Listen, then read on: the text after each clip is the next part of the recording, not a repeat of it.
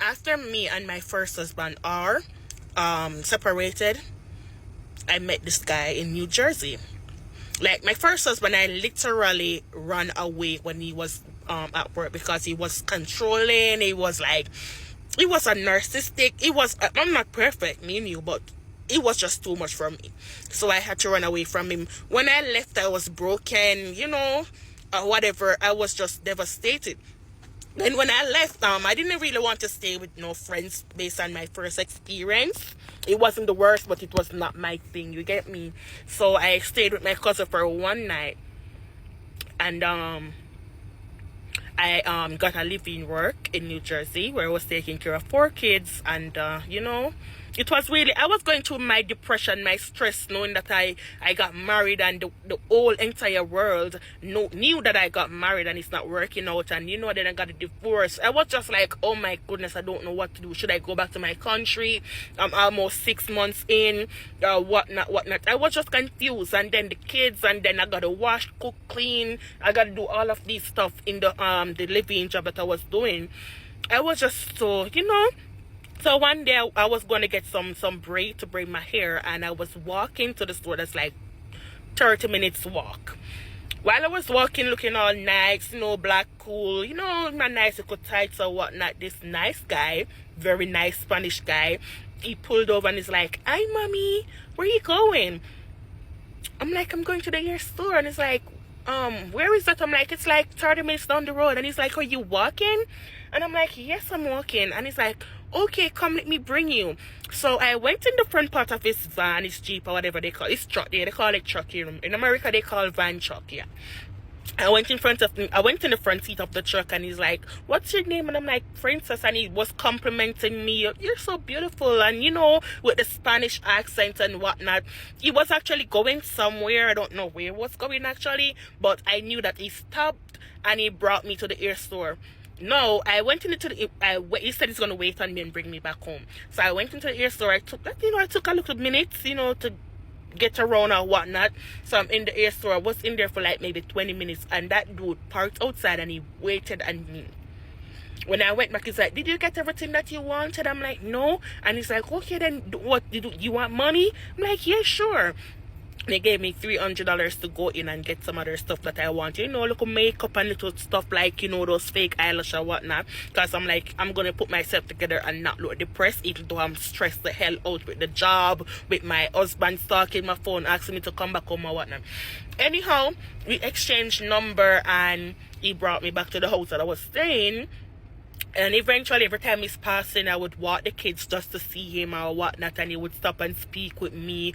I just wanted to just stop thinking about my soon-to-be ex-husband. So things was going good, and I explained to him, rule number one, ladies, when you meet a man, whether it's 1 month, 2 months, 3 months, 10 months, do not tell that dude everything about your personal life, about your ex, about what you've been through with your ex. I've learned that lesson the hard way.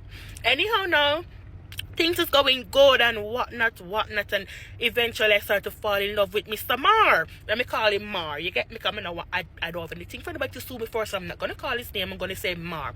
So I started to fall because he's treating me good, like really good. The attention is there, the good morning, the how are you. What I wanted in a man is very kind. He works very hard or whatnot.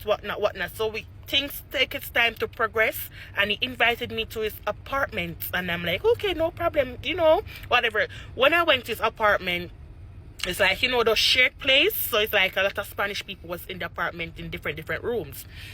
When I went inside of his room, he had a mattress on the ground. Now you're gonna say, you leave Jamaica and go and pick up a guy with mattress on the ground. The guy had his money.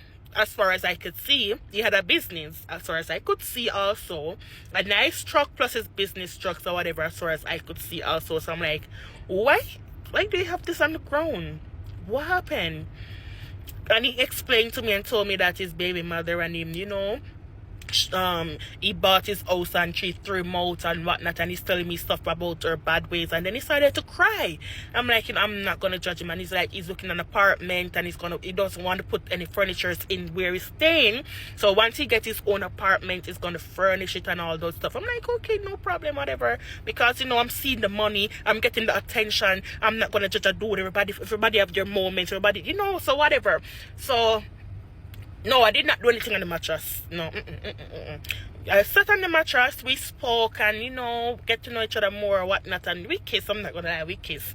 Anyway, I'm like, okay, then I need to surprise him with something. So one day he went to work and I bought some stuff on Amazon, like a little sheet for the mattress and you know, a little flowers for his room, and I bought a little stuff, you know, to fix up the room or whatnot, because he's my boyfriend now, and I want, you know, when I go there I feel comfortable until he get the apartment that is so-called looking. So I bought the sheet and I went there and I put some rose petals on the ground beside the mattress, a little candle light, and I vacuum the bedroom and fix it all up to it, so it's like a new brand place. When he got in from work, he saw the surprise and he started to cry. That dude could cry. That dude could cry you a river. Anyway, he came in and he saw the rose petals and he started crying. He's like, oh my God, where have you been all my life? I wish you were my baby mother. I wish that you were the one that I had my kids with and whatnot. But I'm like, I was young. Back then I was young, so you know, things sometimes, you know, things happen when it's supposed to happen. So it's like everything I did for that dude, he would cry. Like every time I go and visit him, he talk about his baby mother and he start to cry, talking about how badly she treated him or whatever. He was like, I was broken and he was broken too. But me, I felt like, you know, every time he cried to me, I felt like, okay, then he's opening up to me or whatnot. So it's like, I feel like it was my duty to sit down and listen to him, for him to talk about what he has been through so that he could get over it. So 1 month passed, 2 months passed, and time progressed where, you know, he's saying that he's gonna, you know, about my soon-to-be ex-husband, and he actually gave me the money. Yeah, he gave me the money to divorce my husband. Because it's like, I'm scared. I'm like, what are you scared of? He said, I'm scared that you're going to go back to your husband. You need to divorce him. And then my husband was so possessive over me, where he called me every single day begging me to come back. So Mar was scared. So he's like, you need to do the divorce and block him, and if he keep calling, you need to call the police and press that you know, take out restraining orders so he can stop calling you, whatever. I'm like, okay, no problem. So I got the money from Mar and I went and I started divorce out, and the process was in the making or whatever. And he's like, as soon as the divorce come through, I'm gonna marry you, but not now. I want to make sure that you're not all for the green card. So once you show me that you're not all for the green card, like 1 year past or 2 years, I'm gonna get married with you. So my friends are like, why do you have to wait 2 years to get married with Mar when you know that you're not from here, you overstayed, so why is it that you have to wait 2 months? And my friend was like, that dude is married. I'm like, no, he's not married. He told me that he has 2 kids and he's never been married. I believe him, because I'm with him almost every single day. When I leave work, when I'm done working, he will come pick me up. I'm at his place. They're like, yeah, but the place that he has a mattress on the ground, come on, girl. Maybe he's working out of town and he's just staying there until he can go back home when he's done working. I'm like, no. That's not what he told me. Whatever. Anyway, I asked him about it and he's like, listen, I told you straight up, I'm not married. You're the one that I want. You're the one I'm going to get married to once I know that you're real and you're not fake. I believe Mar. I believe him with all my heart. Then, one day, I call it. I didn't get my good morning text as usual. I'm like, what's wrong? I text him, no response. I call him, no response. So it was like 3 days in, and he's not answering my call. That is how I knew that I was a stalker, because I'm like, I'm in love with this guy now. He gave me hopes. All I wanted in my life was somebody to love me back the way I loved him, and that's what I was seeing throughout the months that we're courting. That's what I'm seeing. I'm seeing a guy that shows me attention, that claims that he loved me. So when he didn't answer my call for 3 days, I was devastated. I'm like, what am I going to do? So I'm like, I need to go to his house and see what he's up to. Why is he ghosting me? So one night, about 3 a.m. in the early morning, because you got to catch them early, I booked an Uber and I went to the apartment. And I stood outside till 6. So from 3 o'clock in the morning till 6 a.m. in the morning, I stood outside.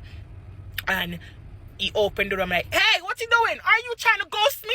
He's like, mommy, what you doing there? I'm like, are you trying to motherfucking ghost me? Why not answer my fucking text? And he's like, okay, come inside, let us talk. We went inside and we talked, and he started crying, explaining what is going on, and he's just stressed, and he feel like I'm not real because we treat him so good. He's not used to it. And again, I bought his story. I believed him. I'm going to give you guys part 2.